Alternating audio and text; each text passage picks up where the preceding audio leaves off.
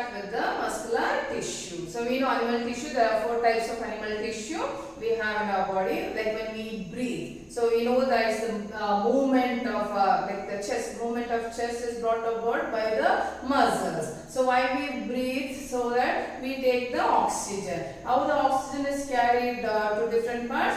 We know we have another tissue, that is blood. Blood vascular system will help in taking the oxygen to different cells. Only after going to the different cells, we know the energy will be produced. So so our body is made up of these different, that is these 4 different types of muscles, that is 4 different types of tissues, that is connective tissue, muscular tissue, epithelial tissue and the nerve tissue. Let me begin with the muscular tissue. The minute when we talk about, here muscular tissue, what comes to our mind is the movement, right? The movement what we see, whether it is walking, running or writing or talking. I can talk because of the movement of the lower jaw. The muscle in the lower jaw helps me in talking, right? So wherever we see movement, not only that, the lungs move and the stomach and the esophagus. So wherever we see the movement, heart, right? Wherever we see the movement, what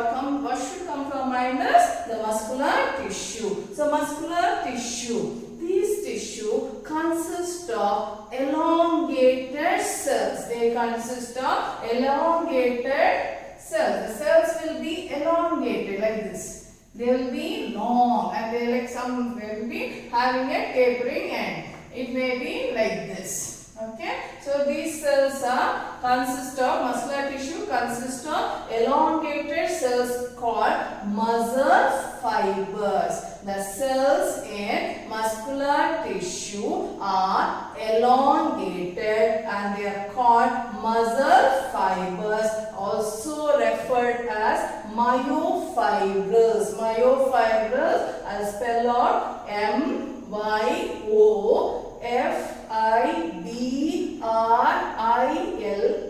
Myofibrils or muscle fibers. Why it is called myofibers or myofibrils or muscle fibers? Why it is called? The cells in the muscle tissue is elongated and these cells are responsible for the movement. Whatever movement we are doing, whether it is walking, running, talking or whatever the movement what we see inside, we can feel inside, it is because of the muscle tissue or the muscular tissue. So these tissues responsible for the movement, and this muscle tissue, the muscle cell, contain 2 special proteins. Contains proteins called contractile protein. It contains the proteins. Muscle cells contain the proteins which will help in contraction and relaxation. They are the contractile proteins. They are the contractile proteins responsible for contract and relaxation. Those 2 proteins, you remember, it is actin and myosin. These 2 are the proteins responsible for contraction and relaxation. Okay, and that's how it will cause the movement. So muscle contain special proteins called contractile proteins which contract and relaxes and causes movement. Okay, the muscular tissue you can broadly classify into voluntary muscle and involuntary muscle. So voluntary muscle, you know what is voluntary muscle? The voluntary muscles are those muscles which can be controlled by us. It can be controlled by us. It works according to our will and wish. We can only initiate the movement. If at all you want to move, only when you want to move, like if I want to move my hand, okay, I will move it. If I don't want to move, I don't have to move at all because it is controlled by me. So voluntary muscles are those muscles which are under our control. They work according to our will and wish. So under voluntary muscle, it is the skeletal muscle which is included. Skeletal muscles come under the voluntary muscle, that is controlled by our will and wish.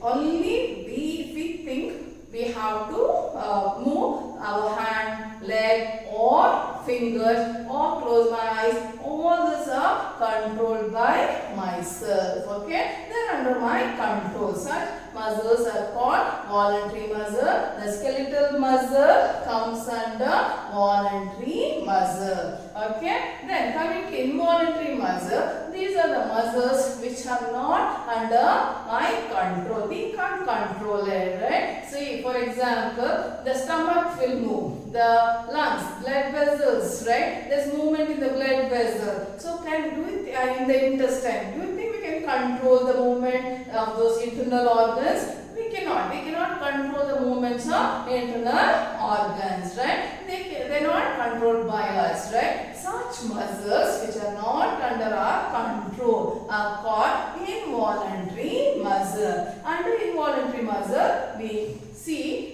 these two muscles, that is smooth muscle and the cardiac muscle. These two muscles come under involuntary muscle. Okay, understood? Now let us learn the structure of skeletal muscle, smooth muscle and cardiac muscle and their function. Okay, understood? So let me draw the diagram for skeletal muscle and let me describe the what is skeletal muscle structure and the function, and why it is called skeletal muscle. Okay, about the skeletal muscle or the striped muscle, or it is also called striated muscle. That is, we learned that muscles are of three types, that is striped muscle, unstriped muscle and cardiac muscle. The striped muscle, we learned it is under voluntary muscle. Voluntary means the muscle which can be controlled by our will and wish. Okay,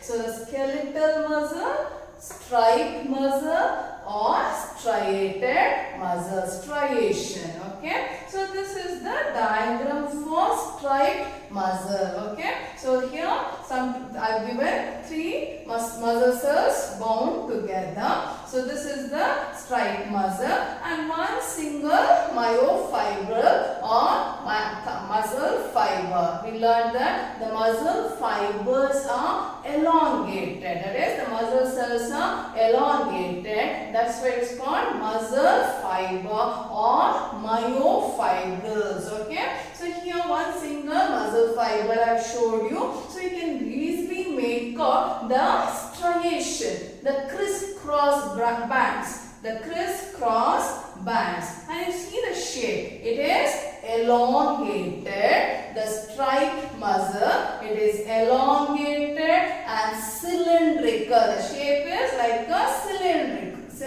cylinder.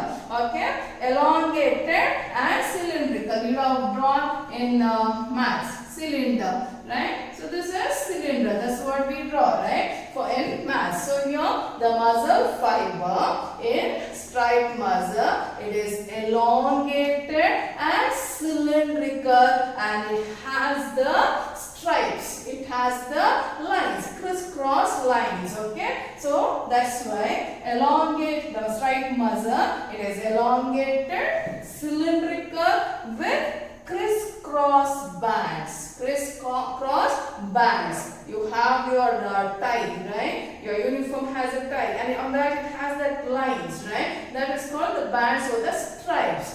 The zebra, it has stripes, right? Okay, the same way here the muscle fiber has stripes. So elongated, cylindrical with crisscross bands or stripe. That's why it is called striped muscle. That's why it's called striped muscle. And you can see they are multinucleated. They have lot of many, not one or two, it has many nucleus. So that's why it is multinucleated. The muscle, that is striped muscle, muscle cells have many nucleus, multinucleated. And these muscles are attached to our bones. It is attached to our bones, right? So you know that the bones, it it is attached with the muscles, right? So they are attached to the bones. Okay, that's why it is called skeletal muscle. The striate muscles are attached to the bones, hence it is called skeletal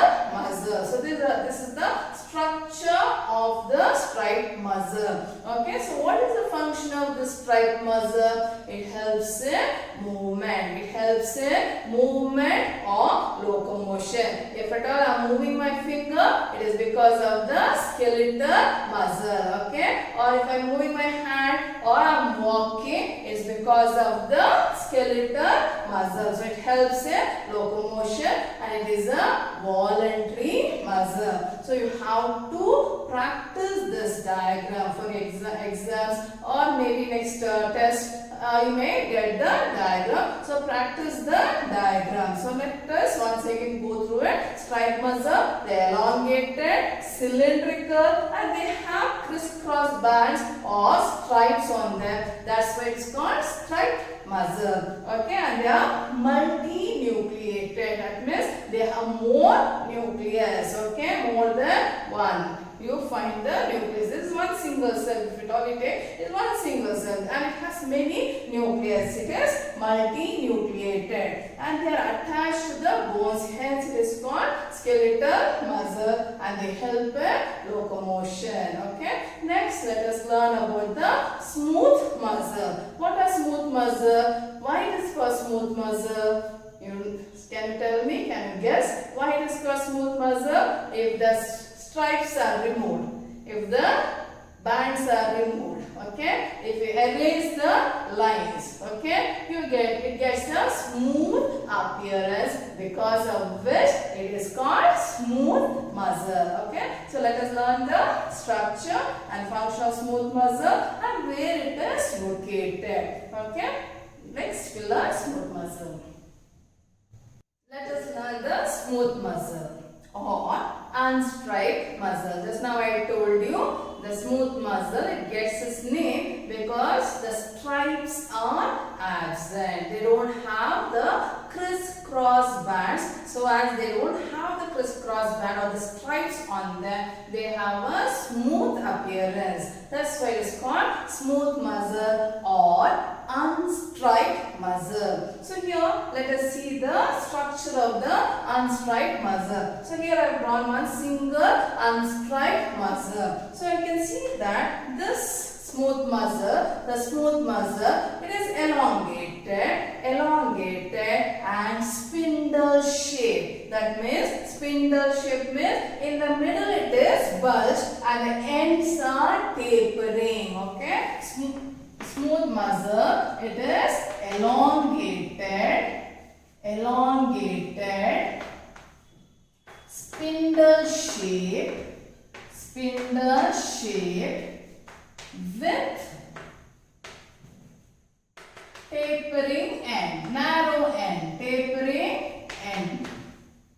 Okay, they are spindle shape, and you know the as you can see, when it comes to the end, okay, it gets narrowing, right? It is tapering. Okay, so that's why it's called tapering end. And don't mistake these lines for stripes. These are not stripes, they are the myofibrils. They are the fibers. Okay, so this is one single muscle fiber, and you can see here it is only made up of single nucleus. So it is uninucleated. It is uninucleated. See, we saw in striate muscle it is multinucleated, whereas in smooth muscle it is made up of only single cell. Okay, and these muscles are not under our control. When I tell you where it is located, it is located in our stomach, the lining of the stomach. The stomach is made up of smooth muscle, the intestine is made up of smooth muscle, the bronchi, you know the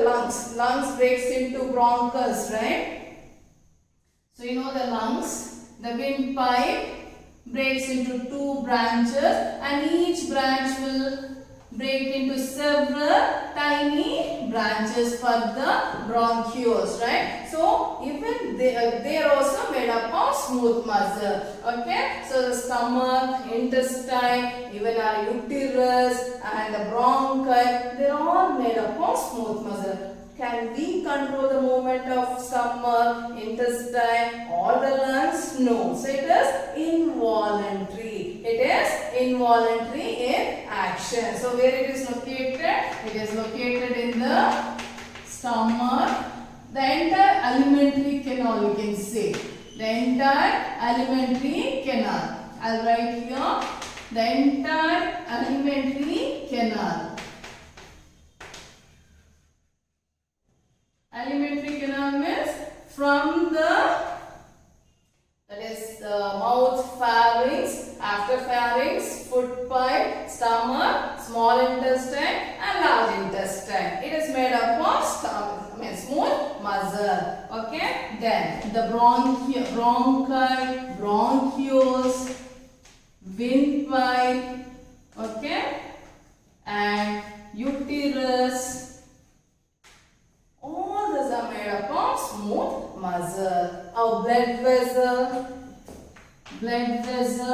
is made up of smooth muscle. Kidney tubules. The tubules are also made up of smooth muscle. So they are not involuntary in function. I hope you understood what is smooth muscle. The structure, it is elongated, spindle shaped with tapering end, and they don't have striation. Okay. So striation is absent or stripes are absent. As stripes are absent, they look smooth.